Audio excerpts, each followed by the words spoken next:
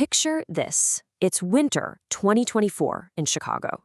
The streets are completely buried under heavy snow, the temperature is absolutely plummeting, and honestly, the city is a ghost town. It's the perfect night to just stay inside, right?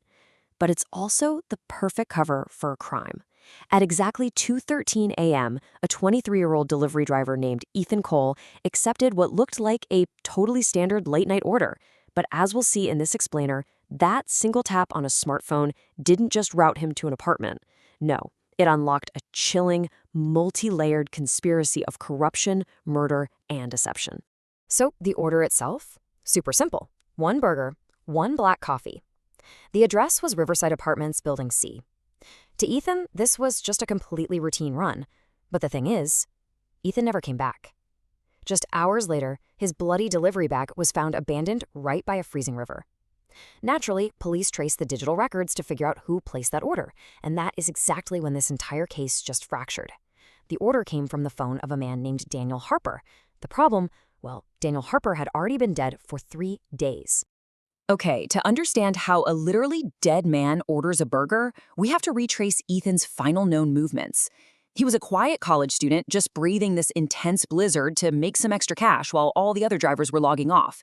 At 2:13 a.m., he accepts the order. By 2:27 a.m., lobby security cameras capture him walking into the Riverside Apartments. But then, just 4 minutes later, at 2:31 a.m., Ethan's phone goes completely dark. Fast forward to 3:12 a.m., and his car is caught on camera speeding away from the building. In a terrifyingly tight, 45-minute window, an innocent college student just vanished off the face of the earth. Now, the delivery app had directed Ethan up to apartment 307 with one simple instruction: leave a door. When a police tactical team finally breached that specific unit, what they found was deeply, deeply unsettling. This wasn't a home. It was a completely gutted, empty shell. There was no furniture, the electricity had been severed, and it looked like it had been abandoned for months. Yet, here's the crazy part. Neighbors in the adjacent units reported hearing distinct, terrifying noises that very night. Right around 3 a.m., which, remember, is right before Ethan's car fled the scene, they heard the heavy sound of something being dragged, along with these hushed, panicked whispers echoing down the hallway. You know, initial police theories can often seriously derail an investigation. At first, detectives actually assumed Ethan staged his own disappearance.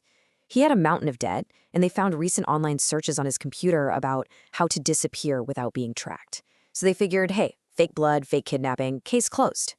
But the forensic reality told a much, much darker story. When the lab tested the bloody delivery bag found by the river, it wasn't Ethan's blood. It was a 100% DNA match to our dead customer, Daniel Harper. So that whole runaway theory, dead on arrival. All right, let's get into part 1, the dead customer. The investigation abruptly pivoted straight to the man who supposedly ordered the food. Daniel Harper was a 41-year-old accountant who, at least according to official records, suffered a fatal heart attack inside apartment 307 just 72 hours before Ethan even arrived.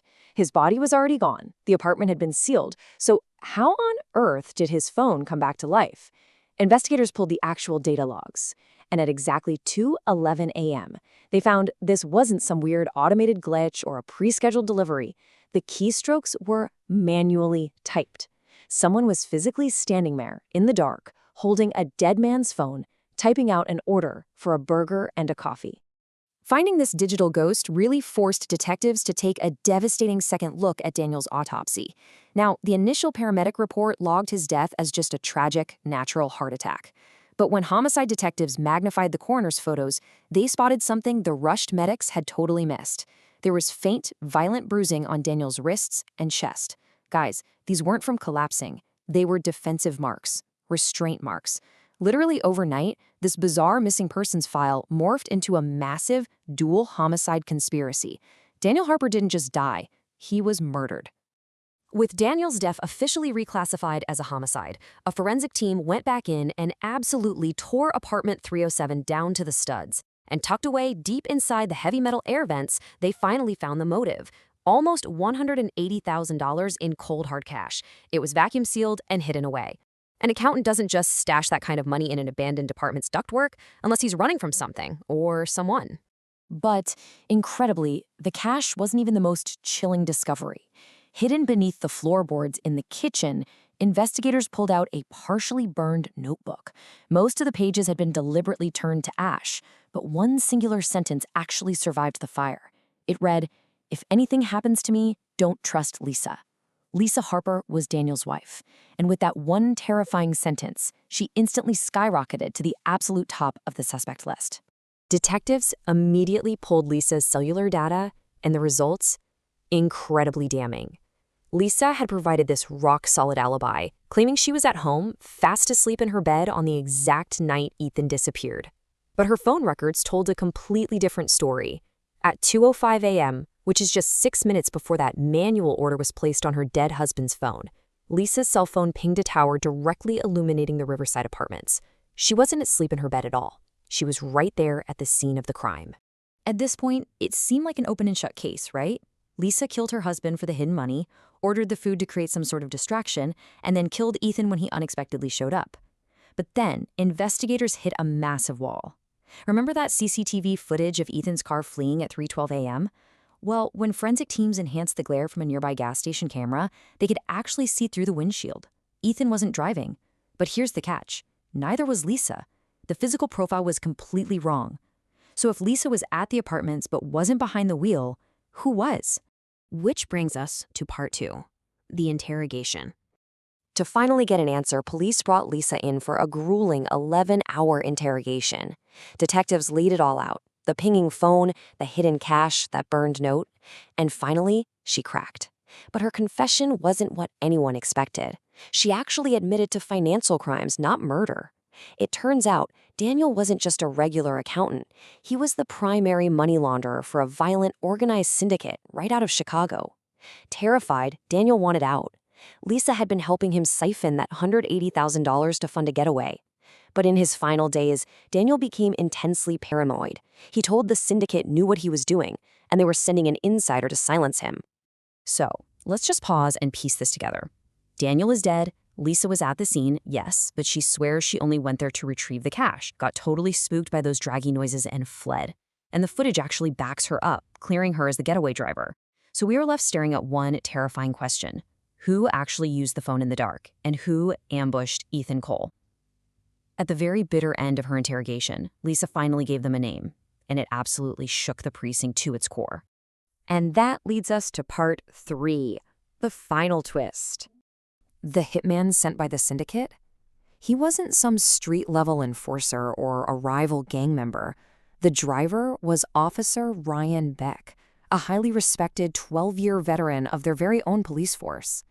Internal Affairs literally refused to believe it at first. Beck's file was completely pristine. But when they secretly audited his squad car's digital footprint, the GPS data was the ultimate smoking gun. It placed Officer Beck's official patrol unit idling right in the alleyway behind Riverside Apartments at the exact moment Ethan Cole disappeared. Armed with that GPS data, a SWAT team raided an off-the-book storage unit linked directly to Beck, and what they found inside tied every single bloody thread into a horrific knot. Sitting right there on a shelf was Ethan Cole's shattered cell phone. Next to it, Daniel Harper's wallet, and stacked right beside all this forensic evidence was over $300,000 in illicit cash. The truth was just undeniable now. Officer Beck was the syndicate's inside man. He was their personal cleanup crew. Suddenly, the tragic sequence of events crystallized. When the syndicate learned Daniel was skimming their money, they dispatched Officer Beck. Beck breached Apartment 307, suffocated Daniel, and masterfully staged it to look like a heart attack. Then, 3 nights later, Beck returns to rip up the floorboards and retrieve the stolen money. But right in the middle of his covert cleanup, the elevator doors open. 23-year-old Ethan Cole casually walks down the hall, just holding a burger and a coffee. A completely innocent student in the absolute wrong place at the wrong time. Panicking at the sight of a witness, Beck kidnaps Ethan, forces him into his own car, and executes him on the ice, all just to protect a money laundering ring. Officer Ryan Beck was eventually convicted and sentenced to life in prison. But in the true crime community, there is one deeply unsettling thread that is still debated to this day. Why did Beck use the dead man's phone to order the food at 2:11 a.m.? Did he need to lure a random proxy to frame for the murder, essentially creating the ultimate distraction? Or, when you look at Ethan's own personal deaths, was it really random at all? Was Ethan Cole deliberately targeted? We may honestly never know the true psychology behind that midnight order. What we do know is that apartment 307 remains locked, sealed, and entirely empty. This entire domino effect, a dead accountant, a framed wife, an innocent student left on the ice, was orchestrated by a man who took an oath to protect them. It leaves us with a stark, genuinely chilling reality to think about. Sometimes the scariest criminals out there aren't hiding from the police. They actually are the police. Thanks for joining me for this explainer. Keep wondering, keep questioning, and I'll see you next time.